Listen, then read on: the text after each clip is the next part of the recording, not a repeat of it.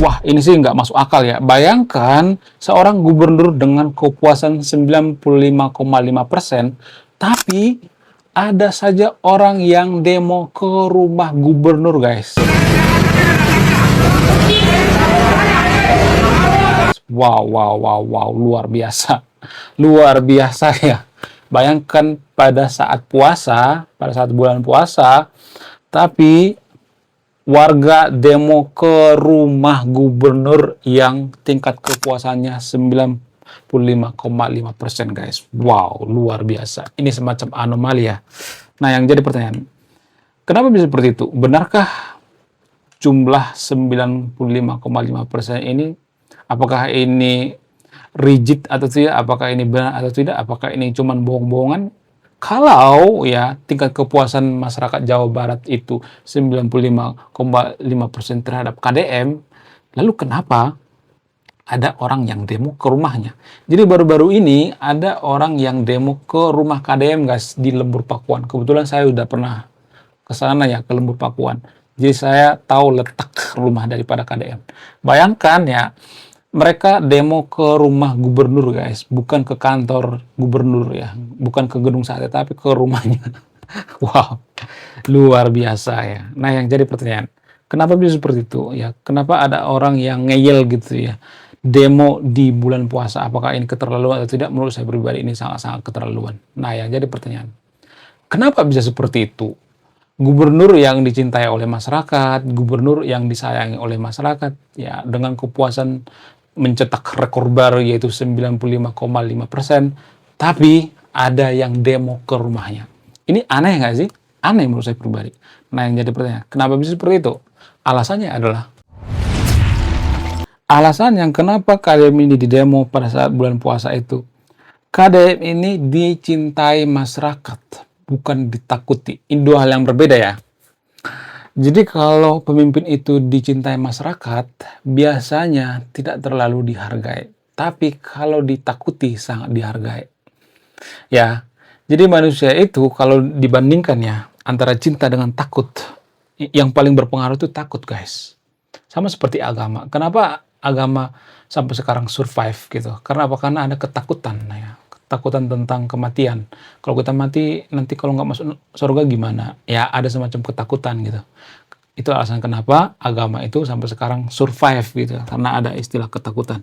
Sama halnya dengan masyarakat. Jadi masyarakat Jawa Barat itu kalau saya perhatikan, mereka cinta dengan KDM, sayang dengan KDM, tapi mereka nggak takut. Dan ini sangat berbahaya untuk jangka panjang ya. Kalau jangka pendek, ini tidak terlalu berbahaya. Dan ini juga ada dalam teori dalam buku Machiavelliani ya. Machiavelliani, nama lengkapnya Niccolo Machiavelliani, dia mengatakan kalau Anda jadi pemimpin yang sangat-sangat berpengaruh ya, dan karismatik, kalau Anda dikasih pilihan pemimpin yang dicintai atau yang ditakuti, maka pilihlah yang ditakuti. Itu lebih langgeng gitu. Itulah alasannya kenapa Pak Soeharto bisa berkuasa paling lama di Konoha. Bisa ditakuti. Kenapa? Karena dia ditakuti gitu. Bukan dicintai. Soeharto itu bukan dicintai, tapi ditakuti. Jadi pemimpin, mohon maaf bagi yang video ini ya, mohon maaf sebesar-besar. Saya tidak nyuruh yang Anda di sini untuk otoriter ya. Tapi pemimpin yang otoriter itu cenderung ditakuti, guys. Ya, kita ambil contoh lain misalnya seperti Pak Jokowi. Pak Jokowi itu kan dicintai ya, bukan ditakuti ya. Itulah alasannya kenapa Pak Jokowi itu banyak dibully di internet. Kalau Anda jeli ya, Pak Jokowi itu banyak dibully di internet ya. Meme, fotonya nggak dihargai gitu. Sama Pak Prabowo, nggak dihargai. Kenapa? Kenapa seperti itu? Apa alasannya? Sementara Pak Soeharto nggak ada tuh ya meme wajah dikasih yang lucu-lucu gitu di internet, nggak ada tuh ya. Pak SBY juga nggak ada ya. Kemudian ya presiden-presiden lainnya tuh nggak ada ya. Biasanya itu yang paling sering dibully itu Pak Jokowi ya. Kenapa bisa seperti itu? Karena Pak Jokowi itu dicintai, bukan ditakuti. Kalau Pak Jokowi itu ditakuti, maka akan takut ngedit fotonya gitu. Ya, itu pada kenyataannya, guys. Ini berdasarkan data dari buku Machiavelliani. Nah, yang jadi pertanyaan, Bagaimana dengan Indonesia? Pemimpin seperti apa yang cocok dengan Indonesia? Ini menurut keyakinan saya guys ya, pemimpin yang ditakuti bukan yang dicintai. Itu lebih langgeng gitu. Itu lebih berpotensi bikin kita jadi negara maju. Karena apa? Karena orang Indonesia itu suka ngeyel gitu, susah diatur. Sama seperti yang demo di Lembur Pakuan ini. Demo apa sih mereka? Demo mereka itu tentang yang namanya jatah tambang ya. Padahal kan mereka kan melanggar aturan gitu. Mereka nggak introspeksi diri ya. Ya jatah tambang nggak dikeluarkan oleh KDM ya karena terlalu banyak sebenarnya duit yang dikeluarkan ya. Ada prioritas lain gitu ya. Sehingga mereka banyak nuntut terhadap KDM. Ya kalau mau introspeksi diri ya tambang itu kan melanggar ya. Merusak alam ya, kemudian merusak jalan gitu ya. Lebih banyak negatifnya daripada positifnya. Ya kalau mau introspeksi diri ya. Tapi kan warga Konoha kan nggak mau introspeksi diri, makanya dibutuhkan pemimpin yang ditakuti. Jadi kalau saya jadi pemimpin ya, mohon maaf yang nonton video ini, lebih baik saya ditakuti daripada dicintai. Cuman masalahnya di negara demokrasi itu pemimpin itu lebih banyak dicintai daripada ditakuti, kecuali kerajaan. Kalau kerajaan itu biasanya pemimpin itu ditakuti ya, atau dinasti seperti di China misalnya. Xi Jinping itu ditakuti guys, walaupun wajahnya unyu gitu ya, nggak terlalu serem gitu, nggak seseram Putin gitu ya.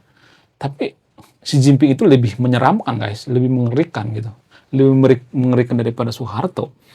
Ya, kenapa bisa seperti itu? Ya karena dia mempelajari bahwa pemimpin itu harus ditakuti. Bukan berarti pemimpin itu harus ditakuti membabi buta, bukan seperti itu ya. Ini hal yang sangat keliru ya. Artinya gini, pemimpin itu juga harus mengayomi rakyat gitu. Tapi bukan berarti rakyat itu semena-mena gitu ya. Jadi kalau saya perhatikan KDM ini dicintai rakyat tapi nggak ditakuti gitu. Walaupun dia tegas ya, saya nggak tahu nanti ke depannya ya kalau dia jadi presiden gitu ya. Tapi dia nggak ditakuti, dia dicintai ya. Makanya tingkat kepuasan daripada masyarakat terhadap KDM ini tinggi sekali ya. Ya, karena apa? Karena dicintai, bukan ditakuti. Kita butuh pemimpin yang ditakuti guys, bukan dicintai. Karena apa? Karena masyarakat kita tuh rata-rata SDM rendah. Untuk memimpin SDM rendah itu butuh tangan besi guys. Bukan berarti saya menolak demokrasi ya. Karena demokrasi itu kan menurut Socrates ya. Ini menurut Socrates ya. Dan Plato. Plato itu kan murid daripada Socrates. Plato mengatakan yang terbaik itu bukan demokrasi, tapi kerajaan. Plato lebih ke kerajaan gitu. Karena apa? Karena kalau kita ngasih demokrasi sama orang yang, mohon maaf ya, SDM rendah, maka yang ada apa yang seperti di Konoha gitu. Keputusannya itu ya berdasarkan opini publik gitu ya. Berdasarkan massa gitu ya. Kalau massanya marah, kita ikutin gitu ya. Bahkan jaksa atau hakim sekalipun takut dengan massa. Ya, orang yang tidak bisa berpikir rasional, orang yang SDM rendah itu cocok dipimpin dengan pemimpin yang bertangan besi. Itulah alasannya kenapa pada saat zaman Soeharto Indonesia itu aman. Karena apa? Karena pemimpin kita tuh bertangan besi. Ya. Kita butuh pemimpin bertangan besi guys. Kalau saya jadi pemimpin, saya akan bertangan besi untuk membasmi yang namanya para koruptor-koruptor, mafia-mafia. Tapi ada efeknya juga tuh. Pemimpin yang bertangan besi itu harus benar-benar jujur. Kalau pemimpin yang bertangan besi ini nggak jujur, ini akan sangat berbahaya sekali. Cuman permasalahannya kita sangat susah ya memilih pemimpin yang jujur dan bertangan besi. Di Indonesia cuman Soeharto kali ya yang bertangan besi ya. Cuman permasalahannya Soeharto kan nggak terlalu jujur ya, itu kelemahannya. Kalau dia nggak korupsi, nggak ada masalah ya. Ada dugaan korupsi sebenarnya, tapi sebenarnya nggak terlalu ini ya, nggak terlalu banyak bukti ya. Kalau dia sebenarnya kalau boleh jujur dia baik ya, ya jujur gitu ya, nggak terlalu cinta harta dan sebagainya, ya dia bisa jadi pemimpin terbaik sepanjang masa. Walaupun ya pada faktanya dia masih menempati posisi teratas. Ini menurut data guys ya, cek data nanti. Ya, pemimpin yang paling disukai rakyat itu, presiden yang paling disukai rakyat itu adalah Soeharto nomor 1. Nomor 2 kalau nggak salah itu Pak Jokowi ya. Nomor terakhir itu Pak Habibie ya. Pak Habibie itu sebenarnya pemimpin yang paling lemah ya. Yang paling kuat itu Pak Soeharto. Kemudian selain itu Pak SBY. Kemudian Pak Soekarno. Dan yang paling lemah itu kalau saya perhatikan itu Pak Gus Dur, Pak Habibie, dan Pak Prabowo. Prabowo salah satu yang paling lemah. Kenapa saya mengatakan Pak Prabowo itu lemah? Karena dia butuh orang banyak untuk meyakinkan bahwa pemerintahnya tidak digoyang. Makanya ada istilah kabinet gemoy gitu ya. Kabinet gemuk. Kenapa dia membentuk kabinet gemuk? Ya supaya kepemimpinannya nggak digoyang gitu ya. Kalau dia percaya diri, ya dia dicintai oleh rakyat, dia kuat, maka nggak terlalu gemuk. Kabinetnya juga nggak jadi masalah gitu. Cuma kan dia ragu kan, biar nggak digoyang gitu. Sehingga dia mengumpulkan banyak orang gitu ya di kabinetnya. Itu salah satu indikasi ya yang jarang dibongkar ya guys ya. Di video ini saya bongkar ya. Ya, jadi menurut Plato sebenarnya demokrasi itu nggak cocok bagi negara yang SDM rendah sama seperti Konoha ya. Menurut kalian gimana? Saya tidak sedang ceramah di sini ya, boleh dibantah ya. Saya tidak mendoktrin yang video ini, boleh dibantah. Kalau saya salah, saya akan minta maaf. Oke, sekian video ini. Terima kasih sudah memahami. Saya warga bijaksana bijak sini. Salam rasional.